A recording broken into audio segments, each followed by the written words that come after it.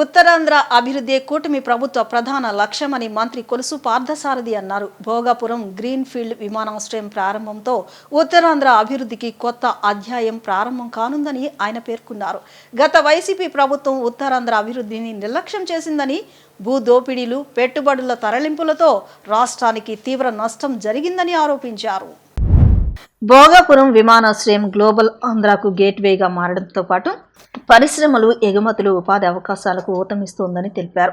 Skill development centre, aviation university, semi conductor ప్రాజెక్టులు ఉత్తరాంధ్ర యువతకు కొత్త అవకాశాలు కల్పిస్తాయని చెప్పారు. మరోవైపు రాజకీయ అంశాలపై స్పందించిన మంత్రి వైసీపీ నేతలు అభివృద్ధిని అడ్డుకునే విష ప్రచారం చేస్తున్నారని, రాష్ట్రంలో జరుగుతున్న అభివృద్ధిపై బహిరంగ చర్చకు రావాలని సవాల్ విసిరారు. ఆగస్టు 1న ప్రధాని నరేంద్ర మోదీ చేతుల మీదుగా భోగాపురం విమానాశ్రయం ప్రారంభోత్సవాన్ని ప్రజలు విజయవంతం చేయాలని మంత్రి కొలుసు పార్థసారథి పిలుపునిచ్చారు. భోగాపురం ఇంటర్నేషనల్ ఎయిర్పోర్ట్ ప్రారంభం కాబోతా ఉంది. చంద్రబాబు నాయుడు గారి నాయకత్వంలోని కూటమి ప్రభుత్వం అటు తిరుపతి నుండి ఇటు విశాఖ, ఇచ్చాపురం వరకు మధ్యలో అమరావతి అన్ని ప్రాంతాలను కూడా సమదృష్టితో చూస్తూ ఆయా ప్రాంతాల అవసరాలు, ఆయా ప్రాంతాల్లో లభించే వనరులు అన్నిటినీ ఆసరా చేసుకుని ఈ రాష్ట్రాన్ని అభివృద్ధిలో దూసుకుపోయేటట్లు చేస్తుందని చెప్పడానికి చాలా గర్వపడుతున్నా అని చెప్పేసి మనం చేస్తాను. ఒకప్పుడు ఉత్తరాంధ్ర వలసలకు చిరునామాగా ఉన్న ఉత్తరాంధ్రని ఈరోజు దేశంలోని అన్ని ప్రాంతాల యువకులకి, ప్రపంచంలోని అన్ని దేశాల్లో ఉన్న పెద్ద పెద్ద కార్పొరేట్ సంస్థలకి ఈరోజు విశాఖపట్నం ఉత్తరాంధ్ర డెస్టినేషన్గా మారిందని చెప్పేసి చెప్పడానికి చాలా గర్వపడుతున్నానని చెప్పేసి మనం చేస్తాం. కూటమి ప్రభుత్వం నాయకత్వంలో ఒకసారి 5 సంవత్సరాల చరిత్ర కనుక మనం ఒకసారి నెమరు వేసుకుంటే, ఆ 5 సంవత్సరాల పరిపాలన ఈ ప్రాంత అభివృద్ధిని 10-20 సంవత్సరాలకు వెనక్కి నెట్టేసిందని చెప్పేసి చెప్పక తప్పదు. 2019లో అధికారంలోకి వచ్చిన వైఎస్ఆర్ కాంగ్రెస్ పార్టీ జగన్మోహన్ రెడ్డి గారి నాయకత్వంలో ఈ ప్రాంతాన్ని రియల్ ఎస్టేట్కి అనువుగా ఉన్న ప్రాంతంగానే గుర్తించింది తప్పితే, ఈ ఉత్తరాంధ్ర ప్రాంతాల్లో రెవెన్యూ విషయాల్లో కానివ్వండి, లేకపోతే భూ వివాదాలతో కానివ్వండి, లేకపోతే ఎప్పటి నుంచో ఉన్న జమీందారీ లెగసీలో ఉన్న చిన్న చిన్న సమస్యలను ఆసరా చేసుకుని ఇక్కడ లక్షల ఎకరాలని దోచుకుంటానికి ప్రయత్నం చేసిందే తప్పితే, ఎక్కడా కూడా ఆ రెవెన్యూ సమస్యల్ని ఏ విధంగా పరిష్కరించాలి, భూ వివాదాలని ప్రజలు మెచ్చే విధంగా ఏ విధంగా పరిష్కరించాలి అని ఆలోచించుకోకుండా కేవలం దోచుకోవటమే లక్ష్యంగా అమాయక ప్రజల్ని మోసం చేసి, బెదిరించి, తమ అధికారంతో బెదిరించి భూముల్ని లాక్కోవటానికి ఆ పార్టీ నాయకులందరూ కూడా ప్రయత్నం చేశారు తప్పితే, ఎక్కడ కూడా ఈ ప్రాంత అభివృద్ధి కోసం కానీ, ఈ ప్రాంత యువతకి ఉపాధి కల్పించడం కానీ, లేకపోతే వలసల్ని అరికట్టడం కోసం కానీ ఎక్కడా కూడా ప్రయత్నం చేయలేదని చెప్పేసి మనం చేస్తాను. ఒక జీవో 596 అనే జీవోని తీసుకొచ్చి, ఏదైనా ప్రభుత్వం ఒక జీవో తీసుకొచ్చిందంటే పేద ప్రజలకి మేలు జరగటం కోసం, రాష్ట్రానికి మేలు జరగటం కోసం ఏ ప్రభుత్వం అయినా జీవోలు తీసుకొస్తుంది. అంతేకాని ఈ జీవోని ఆసరా చేసుకుని జీవో రాకముందే ప్రజల్ని మోసం చేసి ప్రజల దగ్గర నుంచి దాదాపు 20-25 వేల ఎకరాల అసైన్మెంట్ భూముల్ని దోచుకోవటానికి ప్రయత్నం చేసిందంటే ఆ ప్రభుత్వం యొక్క ఆలోచన విధానం ఏమిటో కూడా మరి అందరూ కూడా ఆలోచించాలని చెప్పేసి నేను మనం చేస్తాను. ఏదో 3 రాజధానులు, అభివృద్ధి, పంపిణీ జరగాలి అనే పదాలతో ప్రజల్ని మోసం చేసి, కనీసం మీ ఆలోచనకు కానీ మీ సిద్ధాంతానికి కానీ తగ్గట్లు ఏ ఒక్క అభివృద్ధి కార్యక్రమం అయినా సరే ఈ ఉత్తరాంధ్రలో కానీ రాయలసీమలో కానీ చేశారా అని చెప్పేసి నేను ప్రశ్నిస్తా ఉన్నా. నేను 2014-19లో మధ్యలో చంద్రబాబు నాయుడు గారు ఇక్కడ ఐటీ హిల్స్ని ఏర్పాటు చేసి Templeton, Visakha Franklin Templeton, HCL, IBM, fintech ఇటువంటి పెద్ద పెద్ద ఐటీ దిగ్గజాలను తీసుకొస్తే వాళ్ళని బెదిరించి వాళ్ళకి ప్రభుత్వం ఆమోదించిన అనేక ఇన్సెంటివ్స్ని కత్తిరిస్తామని చెప్పేసి బెదిరించి వాళ్ళందరూ కూడా ఇక్కడి నుంచి పారిపోయే విధంగా చేసింది గత వైసీపీ ప్రభుత్వం అని చెప్పేసి మనం చేస్తాం. ఒకసారి ఆలోచన చేయండి ఉత్తరాంధ్ర ప్రజలందరూ కూడా.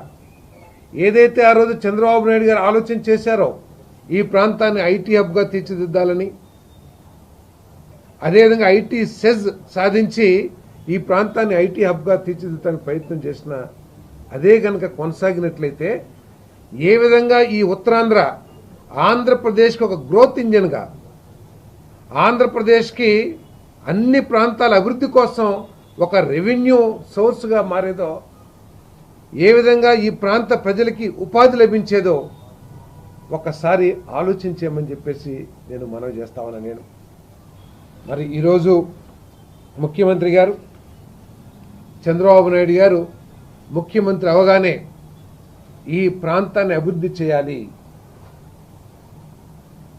ఉత్తరాంధ్ర జిల్లాలు వెనకబడిన జిల్లాలు అనే నానుడి ఏదైతే ఉందో అది చరిత్రలో మిగిలిపోవాలి తప్పితే భవిష్యత్తులో అత్యంత అభివృద్ధి చెందిన జిల్లాలుగా ఈ జిల్లాలని అభివృద్ధి చేయాలని చెప్పేసి లక్ష్యంతో మరి ముఖ్యమంత్రి గారు అదేవిధంగా మరి లోకేష్ గారు పనిచేస్తున్న విషయాన్ని ఈసారి ఒకసారి గుర్తు చేసుకోవాల్సిన అవసరం ఉందని చెప్పేసి నేను మనవి చేస్తా ఉన్నాను. జగన్మోహన్ రెడ్డి గారు విశాఖ 3 రాజధానులు అనే పేరుతో విశాఖపట్నంలో ఎగ్జిక్యూటివ్ క్యాపిటల్ ఏర్పాటు చేస్తానని చెప్పేసి కనీసం ఒక 500 కోట్ల నుంచి 500 కోట్లు అయినా సరే కనీసం ఖర్చు పెట్టి ఆ ఎగ్జిక్యూటివ్ రాజధానికి కావాల్సిన మౌలిక వసతుల్ని కనీసం ఏర్పాటు చేయడానికన్నా ప్రయత్నం చేశారని చెప్పేసి అడుగుతా ఉన్నా నేను. ఎగ్జిక్యూటివ్ రాజధాని అంటే దానికి కొన్ని వసతులు ఏర్పాటు చేయాలి. అంటే ఇవన్నీ కూడా ప్రజల్ని మోసం చేయడం తప్పితే వేరేది ఏమీ కాదని చెప్పేసి మనం చేస్తాను. కేవలం తన కలలకి తగ్గ ఋషికొండని బోడిగుండు చేసి ఋషికొండ మీద 500 కోట్ల రూపాయల ప్రజాధనాన్ని వృధా చేసి తనకి కావాల్సిన మరి ఏదో 10 లక్షలు 20 లక్షలు అంటారు ఆ కమోడ్, అటువంటి వాటిని ఖర్చు పెట్టి వృధా చేయటం తప్పితే ఏమీ చేయలేదని చెప్పేసి కూడా నేను ఈ సందర్భంగా నేను తెలియజేస్తా ఉన్నాను. నేను అంతేకాదు భోగాపురం ఎయిర్పోర్ట్ ఈరోజు వైసీపీ వాళ్ళు మాట్లాడుతూ ఉన్నారు. ఒకసారి ప్రజలందరూ కూడా జ్ఞాపకం చేసుకోవాలి. ఎందుకంటే క్రెడిట్ చోరీ ఈ మన జగన్మోహన్ రెడ్డి గారికి అలవాటైపోయింది. ఇక్కడ గూగుల్ డేటా సెంటర్ వెంటనే నెక్స్ట్ డే సాక్షి పేపర్లో ఒక స్టేట్మెంట్ ఏమని, Adani data centre Google data centre నేనే తీసుకొచ్చాను, నేనున్నప్పుడే భూమిని అలాట్ చేశాను, ఇదంతా కూడా నేను చేసిందని చెప్పేసి ఒక స్టేట్మెంట్ చేస్తూ ఉంటారు. నేను అడుగుతూ ఉన్నాను, జగన్మోహన్ రెడ్డి గారు మీరు కనుక గూగుల్ డేటా సెంటర్ తీసుకొస్తే భూమిని అలాట్ చేస్తే ఎందుకు ఆ డేటా సెంటర్కు సంబంధించిన కనీస పనులు ప్రారంభం కాల? మీరు ఏదైతే చెబుతున్నారో మేము భూమి అలాట్ చేశామో, మేమే Google data center Adani data center తీసుకొచ్చామని చెప్తున్నారో, అదే సమయంలో అదే అదాని కంపెనీ అదేవిధంగా మైక్రోసాఫ్ట్ ఇవన్నీ కూడా హైదరాబాద్లో ఎందుకు డేటా సెంటర్ నిర్మించినాయి, ఈ విశాఖపట్నంలో ఎందుకు ప్రారంభించలేదు అనే దానికి సమాధానం చెప్పాలని చెప్పేసి కూడా నేను అడుగుతా ఉన్నాను. ఒకవేళ డేటా సెంటర్ బిజినెస్ బాగోలేదు, డేటా సెంటర్స్ ఎక్కడ కూడా టేక్ ఆఫ్ కాలేదంటే అర్థం చేసుకోవచ్చు భూమి ఎలాట్ అయినా కూడా డేటా సెంటర్ రాలేదని.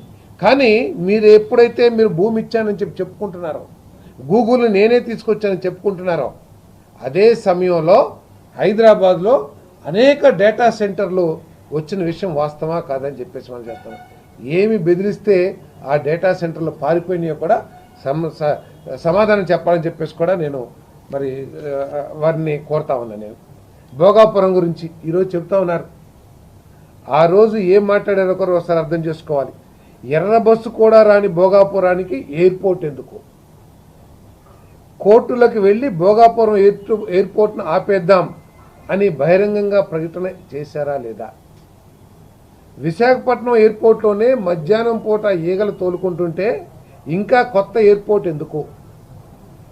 భోగాపురం ఎయిర్పోర్ట్ నిర్మాణం చేయడం అనేది దిక్కుమాలిన ఆలోచన.